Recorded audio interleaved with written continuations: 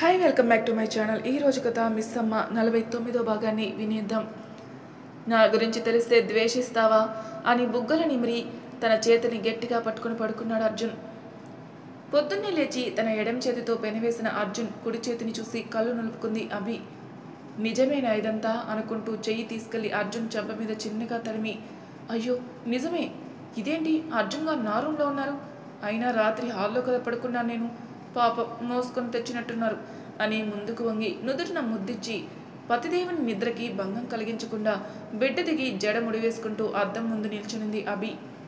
అభి ముద్దు పెట్టినప్పుడే మెలకు వచ్చిన తనేం చేస్తుందో చూద్దామని పడుకున్న అతను కళ్ళు తెరిచేసరికి జడ ముడివేస్తూ అద్దంలో చూసుకుంటూ ఉంటే ఆమెని వెనక నుండి చూస్తూ వాళ్ళ పరిచయం గుర్తు తెచ్చుకుంటున్న అతని పెదవులపైన చిన్న నవ్వు. విష్ణుమూర్తి అవతారం నుండి మామూలుగా మారి కళ్ళు మాత్రం తన మీదనే అప్పగించేశాడు. పిన్ తీసి శారీ తీయబోతూ వెనకే ఉన్న అర్జున్ గారు గుర్తొచ్చి తల మీద చిన్నగా ముట్టుకుని డ్రెస్ తీసుకుని వాష్రూమ్లోకి వెళ్ళి ఫ్రెష్ అయ్యి వచ్చి యోగా మ్యాట్ తీసుకుని టెర్రస్ మీదకి వెళ్ళిపోయింది అభి. తను వెళ్ళాక కాసేపు అభి మీదనే ఉండి తర్వాత లేచి జిమ్కి వెళ్ళిపోయాడు అర్జున్. నా బెడ్ మీద పడుకుంటారు కానీ క్లీన్ మాత్రం చేయరే అని ఉక్రోషంగా అనుకుంటూ బెడ్ సర్ది ఆఫీస్కి బ్యాగ్లో అన్నీ పెట్టుకుని గబగబా వెళ్ళిపోయింది అభి. తనతో కన్వర్జేషన్ ఎలా స్టార్ట్ చేయాలి అదే పెద్ద క్వశ్చన్ అర్జున్కి. నేను అంజలి అలా ఇలా అని ఎలా చెప్తాడు, అసలే భార్య, అందులో అభి. విక్రమ్ తను వదిలేసి జెన్నీతో ఫిజికల్ రిలేషన్లో ఉన్నాడని ఆ రోజు ఎంత ఏడ్చిందో మర్చిపోలేడు కదా. విక్రమ్ అంటే జస్ట్ అట్రాక్షన్ మాత్రమే, అతనంటే పిచ్చి ప్రేమ. అలాంటిది తన గురించి తెలిస్తే అభి పరిస్థితి, ఆ ఊహకే అతనికి భయం వేసింది. ఎలా చెప్పాలో తెలియని సందిగ్ధం అతనిది. అతని గతం అక్కర్లేని ప్రేమ అనేది ఆమెది. ప్రియా స్క్రిప్ట్ రెడీ చేశాను చూడు అంది అభి. బాగుంది అభి, షూట్ ఎప్పుడు, దీనికి ఎలాంటి కాస్ట్యూమ్స్ కావాలి అంది ప్రియా. కాటన్ చుడీ శారీ ఏదైనా బాగుంటుంది, నువ్వేమనుకుంటున్నావు అంది అభి. ఇప్పుడు ఎవరు చీరలు మల్లెపూలు కడుతున్నారు అభి, కాటన్ చుడీ వేసి హౌస్ వైఫ్ లుక్ ఇచ్చేద్దాంలే అంది ప్రియా. ఓకే రేపు షూట్ పెట్టుకుందాం అయితే అంది అభి. ఓకే రేపు మార్నింగ్ వచ్చేస్తాను అని వెళ్ళిపోయింది Priya. Ready 1 2 3 action. Hi hello నమస్తే అండ్ అదాబ్, welcome to Big Boss house అంటాననుకుంటున్నారా? కాదు, మిస్ అమ్మ హౌస్. అసలు ఈసారి మీకు దేని గురించి చెప్దామా అని ఆలోచిస్తుంటే నాకు ఒక సాంగ్ గుర్తొచ్చింది. నువ్వు నిజంలాగా నన్ను ముడేస్తుంటే నిమిషాన నేను గతంలోని ఆ కళల్లోనే ఉన్నా, నువ్వు ప్రతిసారి నీ ప్రపంచంలో నన్ను చూస్తున్నా, నేను అదే పనిగా నేను వెలేస్తూనే ఉన్నా, నువ్వు నన్ను కడల్లోన ఆ కెరట మల్లె విడిపోకున్నా, నేను ఒక మనసు లేని శిలలాగా మారినానా, ఏ మనిషికి మజిలియో పైవాడు చూపిస్తాడు, నువ్వు కోరుకుంటే మాత్రం దొరికేది కాదంటాడు, ఓ మదిని దూరం చేస్తే ఇంకోటి ముడివేస్తాడు, ఎదలోని ప్రేమను వేరే మజిలీకి చేరుస్తాడు. సారీ అండి, ఈ లిరిక్స్ సరిగ్గా నాకు పాడడం రాలేదు, కానీ ఈ సాంగ్ మజిలీలోని సినిమాలో ఉంది. మీకు వినాలనిపిస్తే ఆ పాటను వినేయండి. ఈ పాటలో చెప్పిన విషయం మనలో 50% మంది ఫేస్ చేసేదే, కానీ ఏం చేయాలో ఎలా చేయాలో తెలియక నలిగిపోతూ ఉంటారు. కాదు, ఉంటాం. ఈ పాటికే మీకు అర్థమైపోయే ఉంటుంది నేను దేని గురించి చెప్తున్నాను. అదే ఇష్టం లేని పెళ్ళి. అయ్యో రామా, ఇదేం టాపిక్ అని అనుకుంటున్నారా? అనుకున్నాను, అనుకోకపోయినా ఇదే నిజం. ఇప్పుడున్న సొసైటీలో 70% మందికి పెళ్ళికి ముందే ప్రేమలు బ్రేకప్లు అవుతున్నాయి. అదేం తప్పు కాదు, కానీ తప్పేంటో తెలుసా? ఆ బ్రేకప్ దగ్గరే ఆగిపోవడం. ప్రేమ అంటే లైఫ్లో ఒక ఇంపార్టెంట్ పార్ట్, నేను ఒప్పుకుంటాను, కానీ ప్రేమే ముఖ్యం కాదు. ప్రేమ కంటే ముఖ్యమైనవి కూడా చాలా ఉంటాయి. మన ఫ్యామిలీ, రెస్పాన్సిబిలిటీస్, చదువు, కెరీర్, జాబ్ అన్నీ. ఒక అమ్మాయి మన జీవితం నుండి వెళ్ళిపోయిందని, అబ్బాయి మన లవ్ యాక్సెప్ట్ చేయలేదని, మన లైఫ్ అక్కడితో ఆగిపోతే ఇంకా మనకి ఆ జీవితం ఎందుకు? కొన్నిసార్లు పాస్ట్ నుండి ఇంకా మూవ్ అవ్వకుండానే మన ప్రజెంట్లోకి వేరే మనుషులు వచ్చేస్తారు. వాళ్ళని యాక్సెప్ట్ చేయలేక, పాస్ట్లో ఉన్న వారిని మర్చిపోలేక అందరూ చాలా ఇబ్బందులు పడుతున్నాం అని అనుకుంటూ వాళ్ళ పార్ట్నర్స్ని ఇబ్బంది పెడతారు కూడా. ఇబ్బంది అంటే కొట్టేయడం, తిట్టేయడమే కాదు, ఒక ఎమోషనల్ అటాచ్మెంట్ లేకపోవడం కూడా ఒక ఇబ్బందే. ఎందుకు అంటారా? చెప్తా. పెళ్ళికి ముందు వరకు మనకి ఏమైనా ప్రాబ్లం ఉంటే నిర్భయంగా పేరెంట్స్తో షేర్ చేసుకుంటాం. వాళ్ళు తగిన సొల్యూషన్స్ చెప్తారు. లేదంటే ఫ్రెండ్స్తో షేర్ చేసుకుంటాం. వాళ్ళు వాళ్ళకి తోచిన సొల్యూషన్స్ చెప్తారు. అవన్నీ విని మనం మనకి నచ్చింది చేస్తాం. అదో ఇదో ఏదో ఒకటి చేసి ఆ ప్రాబ్లం నుండి బయటికి అయితే వచ్చేస్తాం. కానీ పెళ్ళైన తర్వాత మన ఇంట్లో మనమే గెస్ట్ అన్నట్టు అలాంటిది మన సమస్యలను తీసుకెళ్ళి పేరెంట్స్కి చెప్పి వాళ్ళని ఇంకా ఇబ్బంది పెట్టడం ఎందుకు అని వాళ్ళకి చెప్పం. పోనీ ఫ్రెండ్స్కి చెప్తామా అంటే నలుగురిలో మన కుటుంబం పరువు మనమే తీసుకోలేమని ఆగిపోతాం. ఒక రకంగా ఒంటరి అయిపోతాం. అప్పుడు క్రియేట్ అయ్యే ఆ ఎంటీ స్పేస్ని లైఫ్ పార్ట్నర్ మాత్రమే కంప్లీట్ చేయగలరు. అలాంటి ఒక టైంలో మన పార్ట్నర్తో మనకి ఉండే ఎమోషనల్ అటాచ్మెంట్ చాలా ముఖ్యం. భార్యాభర్తల్ని మించిన ఫ్రెండ్స్ ఎవరుంటారు? భార్యకి భర్త, భర్తకి భార్య మంచి ఫ్రెండ్స్గా ఉంటే చాలు కదా. నీకు మూవ్ ఆన్ అవ్వడానికి టైం కావాలా? తీసుకో. తనకి చెప్పు, కొన్ని రోజులు టైం కావాలని అడుగు. ఇలా జరిగిందని షేర్ చేసుకో. ఏం చేసినా కానీ తనని ఒక ఫ్రెండ్గా ట్రీట్ చేయి. తన అభిప్రాయాలు విను. తన స్పేస్, టైం ఇవ్వు. ఆఫీస్లో, కాలేజీలో వందల మంది ఫ్రెండ్స్ని మెయింటైన్ చేస్తూ ఉంటాం కదా. అలాంటి ఫ్రెండ్స్ మన ఇంట్లో మన కోసం ఉంది అనుకుంటే ఒక మంచి అటాచ్మెంట్ అనేది వస్తుంది ఇద్దరి మధ్య. ఆ బంధం ముందుకు వెళ్తుందో లేదో కాలం నిర్ణయిస్తుంది, కానీ వెనక్కి మాత్రం వెళ్ళదు. నాది గ్యారంటీ. ఆ బాధ మనం ఆ ప్లేస్లో ఉంటే తప్ప తెలీదు. కాబట్టి ఫింగర్స్ క్రాస్ అలాంటి ఒక సిచ్యువేషన్ ఎవరికి రాకూడదని అనుకుందాం. కాబట్టి మీ పార్ట్నర్ ఫీలింగ్స్ని కన్సిడర్ చేసుకొని హ్యాపీగా లైఫ్ లీడ్ చేయాలని మనస్ఫూర్తిగా కోరుకుంటూ మీ మిస్ అమ్మ. ఈ వారానికి ఇక సెలవు. మళ్ళీ వారం మంచి టాపిక్తో మళ్ళీ కలుద్దాం. Until then take care. Mike తీసి వచ్చేస్తుంటే టీం అందరూ నించొని క్లాప్స్ కొడుతుంటే కళ్ళల్లో నీళ్ళు తిరిగాయి అభికి. థ్యాంక్ యూ అని చెప్పి లోపలికి వెళ్ళిపోయింది. ఇదంతా నీ మనసులో బాధ కాదు కదా? తన వెన్ను నిమిరితో అడిగింది ప్రియ.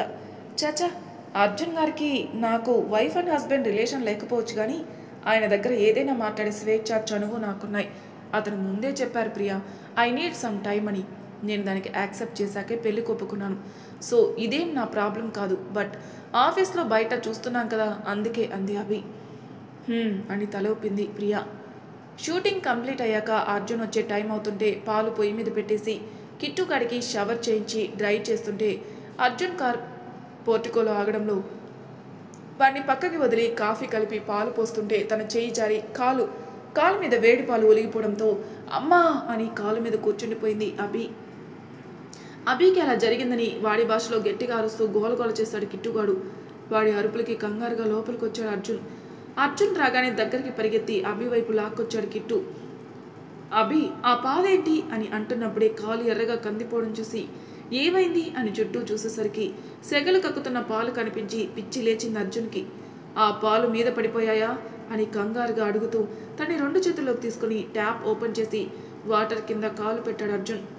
మంట పడుతున్న కాలు మీద నీళ్ళు ఇంకా మంటని పుట్టిస్తుంటే అర్జున్ భుజం మీద గట్టిగా పట్టుకుంది అభి. తగ్గిపోతుందిలే అని అభిని కూల్ చేసి బెడ్రూమ్లో బెడ్ మీద కూర్చోబెట్టి ఫస్ట్ ఎయిడ్ బాక్స్ తీసి తన పాదంని పట్టుకున్నాడు అర్జున్. తన పాదం పట్టుకునేసరికి అభిలో ఉన్న ఉత్తమ భార్యమని నిద్రలేచి లాక్కుంది నెమ్మదిగా. ఈసారి లాగితే నొప్పి లేకుండా కాలు విరిచి చేతిలో పెడతా, జాగ్రత్త, సీరియస్ ఫేస్తో చెప్పి కాటన్ పెట్టి క్లీన్ చేస్తుంటే మీరు అలా నా కాలు పట్టుకుంటే నాకు కొంచెం ఇబ్బందిగా ఉంది అర్జున్ గారు అంది అభి. ఇబ్బందిగా ఉంటే అలవాటు చేసుకో అని ఆయింట్మెంట్ రాస్తుంటే చల్లగా ఉండడంతో ఒక్క నిమిషం కళ్ళు మూసుకుంది అభి. మొత్తం కాస్త డ్రై అయ్యాక బ్యాండేజ్ వేసి ఇన్ఫెక్షన్ రాకుండా టాబ్లెట్ వేశాడు. అది మింగి కాఫీ కలిపి ఇవ్వనా అని అడిగింది.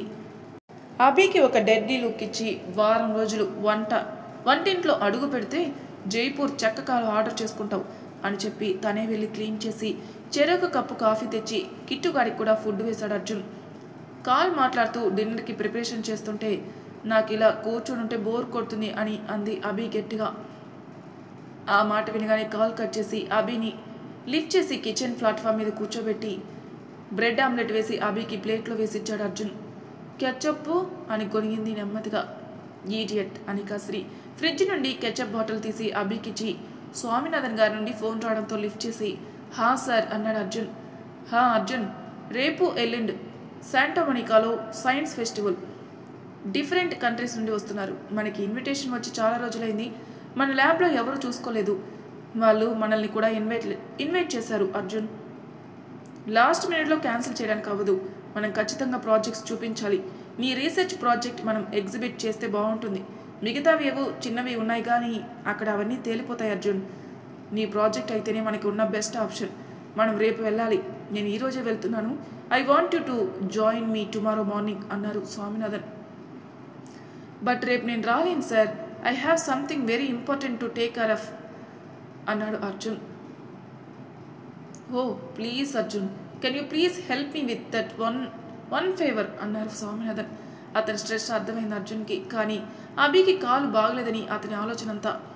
అర్జున్ గారు ప్లీజ్ అంటూ అతని చేతి నుండి ఫోన్ లాక్కొని మ్యూట్ చేసి, ప్లీజ్ మీరు మళ్ళీ వెళ్ళకపోతే నేను చాలా గిల్టీగా ఫీల్ అయిపోతాను.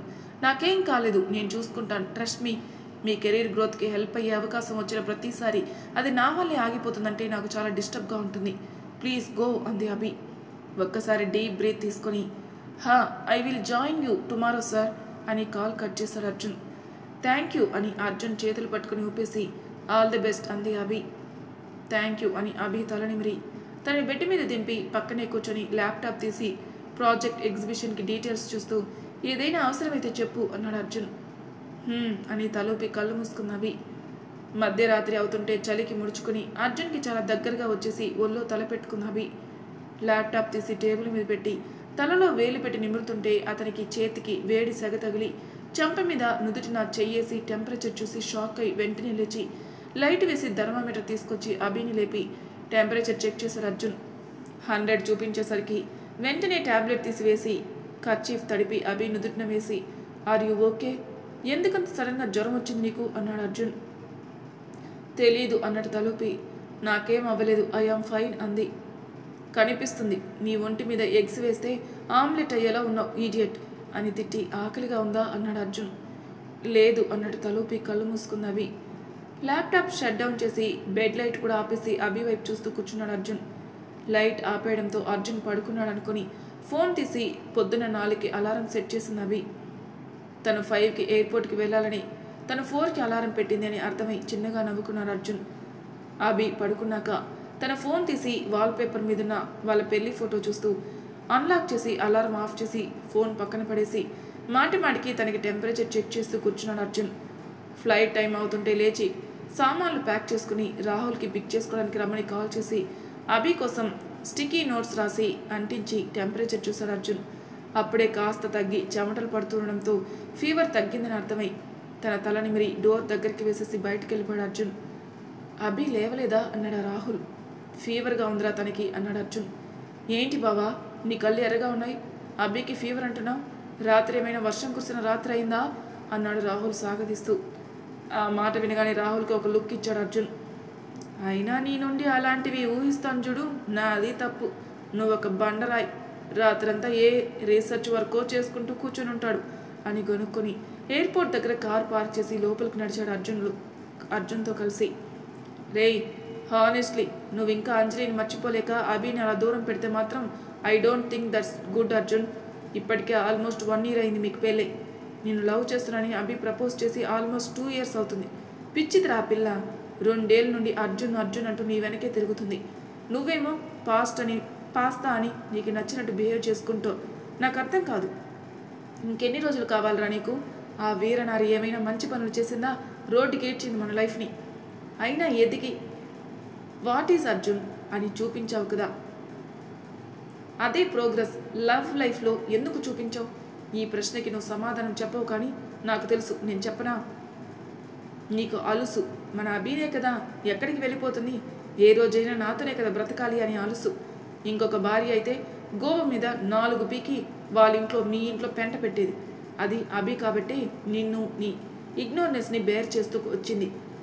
కనీసం అభికి నువ్వు వెళ్తున్నట్టయినా చెప్పావా? దానికి నీ పాస్ట్కి కూడా రిలేషన్ ఉందా అని అడిగాడు రాహుల్. ఏంట్రా నీ బాధ అన్నాడు అర్జున్ విసుగ్గా. అది నేను అడగాలి నిన్ను, ఏంట్రా నీ బాధ? ఇంకా అభిని దూరం పెట్టడానికి రీజన్ ఏంటి? ఆ అంజలిని ఇంకా మర్చిపోలేదా నువ్వు? ఒకవేళ అలా అయితే అభి మీద పొసెసివ్ అవుతావు, తన దగ్గరే కంఫర్ట్ ఫీల్ అవుతావు, ఏదో హక్కు ఉన్న వాళ్ళ మీద చెయ్యేసి లాక్కుంటావు. అవన్నీ ఏంటి అసలు? Do you even know what you are doing with your life Arjun? ఏ రోజైనా అభి నిన్ను వద్దు అనుకుంటే అప్పుడు తెలుస్తుందిరా నీకు అభి విలువ అన్నాడు రాహుల్ కోపంగా. మరి తర్వాయి భాగంలో ఏం జరుగుతుందో నెక్స్ట్ ఎపిసోడ్లో తెలుసుకుందాం. అంతవరకు నా ఛానల్ సబ్స్క్రైబ్ చేయని వాళ్ళు ప్లీజ్ సబ్స్క్రైబ్ చేసుకోండి, లైక్ చేసి షేర్ చేయండి, మీ అభిప్రాయాలు నాకు కామెంట్ రూపంలో తెలియజేయండి. Thank you for listening.